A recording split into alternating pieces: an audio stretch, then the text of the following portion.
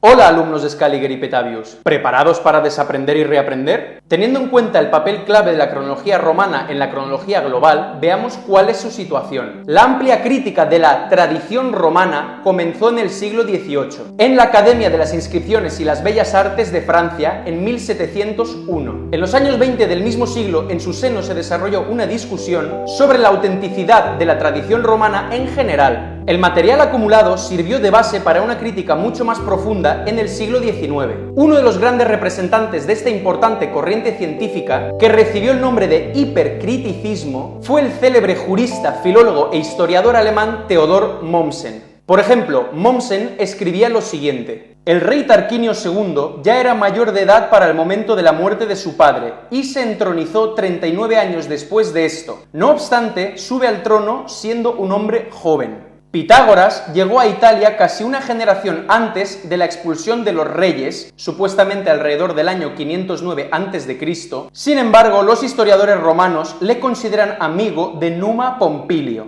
Y prosigue: los embajadores estatales enviados a Siracusa en el 262 desde la fundación de Roma negocian allí con Dionisio el Viejo, que ascendió al trono 86 años más tarde de aquello. Como podemos observar con estos escasos ejemplos, la cronología scaligeriana de Roma descansa sobre unos fundamentos muy inestables. Por ejemplo, entre las diversas dataciones de una fecha tan importante como la fundación de Roma, existe una divergencia de al menos 500 años. El hecho es que, en opinión de Helánico y Damastes, apoyada posteriormente por Aristóteles, Roma fue fundada por Eneas y Odiseo y llamada en honor de la troyana Roma. Por ejemplo, en el libro de Jean de Courcy, Chronique de la Bouquechardière,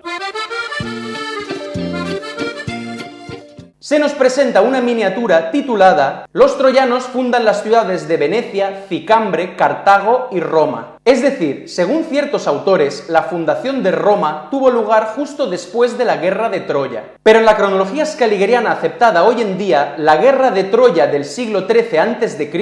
dista aproximadamente 500 años de la fundación de Roma en el siglo VIII a.C. Entonces, una de tres: o bien Roma fue fundada 500 años antes, o bien la Guerra de Troya ocurrió 500 años después, o bien los cronistas nos mienten. ¿Y qué hay de Rómulo? ¿O quizás Rómulo es otro nombre propio de Odiseo? Como os podéis dar cuenta, surgen muchas cuestiones y dudas, y cuanto más avancemos, irán surgiendo todavía más. Según otra versión, el nombre de la ciudad se lo dio Romo, hijo de Odiseo y Circe. ¿Puede ser que el tal Romo sea Remo, es decir, el hermano de Rómulo? ¿Entonces Romo o Remo es hijo de Odiseo? Desde el punto de vista de la cronología scaligeriana, esto es claramente imposible. Una oscilación tan significativa de una fecha tan importante como la de la fundación de Roma influye muchísimo en la datación de una gran cantidad de documentos, cuya cuenta cronológica parte precisamente de dicha fecha, como es el caso de la famosa obra de Tito Livio Ab Urbe Condita. Por cierto, el hecho de que se identifique la urbe con la Roma italiana es tan solo una de las hipótesis de la cronología scaligeriana. Ahora es cuando dejáis de ver el vídeo porque habréis pensado: bah, este tío está loco, me piro. Estás mal de la cabeza, joder. Pero ya os digo yo que no. Y sé que si veis este vídeo hasta el final, luego querréis saber más. Los propios historiadores admiten que la historia romana tradicional ha llegado hasta nosotros en escritos de muy pocos autores. De hecho, la más representativa de todas estas obras es la de Tito Livio. Se cree que Tito Livio nació alrededor del año 59 a.C.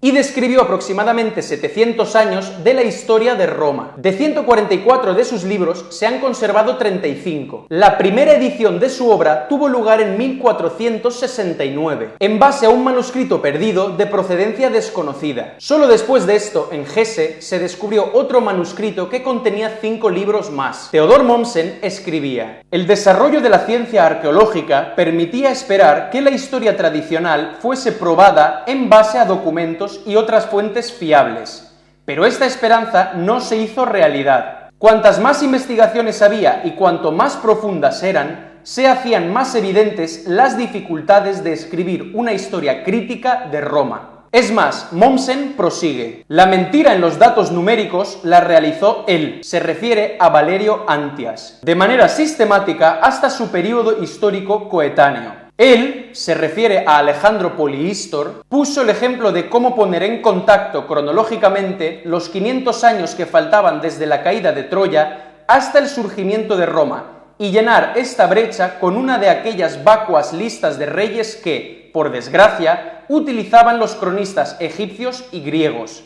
A juzgar por los hechos, fue precisamente él quien sacó a la luz a los reyes Aventino y Tiberino, y el linaje albano, de Alba Longa, no de Albania, ojo, de los Silvios, a quienes posteriormente sus descendientes no olvidaron de pertrechar con nombres propios, determinados años de reinado y, para mayor claridad, incluso retratos. Pero Theodor Mommsen no fue ni de lejos el único científico que proponía la revisión de las fechas más importantes de la antigüedad. Podéis encontrar un amplio abanico del, como lo llaman los historiadores, punto de vista ultracrítico en el libro Investigaciones sobre la credibilidad de la historia romana antigua de George Cornwall Lewis. En él se pone en duda la exactitud de la cronología de la Roma monárquica y, en general, la fiabilidad de nuestros conocimientos sobre los 5 primeros siglos de la historia romana. En cuanto a la dificultad de concordancia de los documentos romanos con la cronología scaligeriana, podéis consultar la enciclopedia alemana especializada en la antigüedad clásica llamada comúnmente Pauli Vysova. El historiador Radzik nos dice: el hecho es que las crónicas romanas no han llegado hasta nosotros, y por eso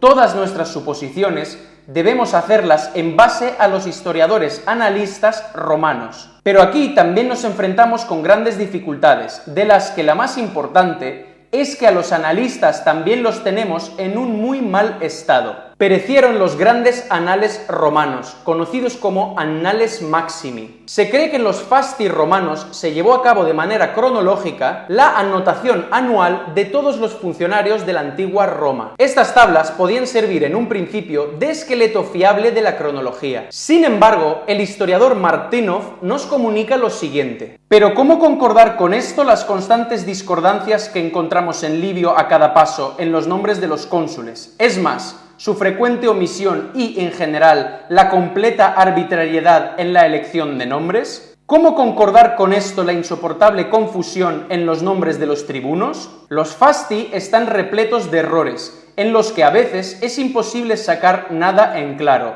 Ya el propio Livio era consciente de la inestabilidad de esta base principal de su cronología. Como resume Martynov, es necesario reconocer que ni Diodoro ni Livio tienen una cronología correcta. No podemos confiar en los fasti, que no saben quién fue cónsul en qué año. Además, al parecer, los documentos fiables, al ser examinados más detenidamente, resultan ser falsos, fabricados mucho más tarde. Por eso resulta muy extraño que el cronólogo contemporáneo Elias Bickerman nos asegure lo siguiente: puesto que se tienen las listas completas de los cónsules romanos en 1050 años, se puede determinar fácilmente la fecha juliana para cada uno de ellos, con la condición de que las fechas antiguas sean fidedignas. Pero al mismo tiempo se asume de manera tácita que supuestamente conocemos de manera fidedigna la fecha de la fundación de Roma con respecto al calendario juliano. Pero las oscilaciones de fechas que he mencionado antes provocan oscilaciones análogas de todo el listado consular. En consecuencia, se tambalea toda la historia romana relacionada con esta lista. La monografía del propio Bickerman tampoco contiene, por desgracia, ni siquiera una insinuación de la justificación de las fechas fundamentales de la cronología antigua. En vez de una exposición de los fundamentos de las dataciones, en el libro se presenta tan solo una selección de ciertos ejemplos que asumen de manera clara o no el esquema conocido de antemano de la cronología scaligeriana aceptada hoy en día. Y aquí me detengo para que el vídeo no sea demasiado largo. Mañana tendréis a vuestra disposición la segunda parte. Muchísimas gracias por vuestra atención. Nos vemos en el siguiente vídeo. Hasta la próxima, amigos.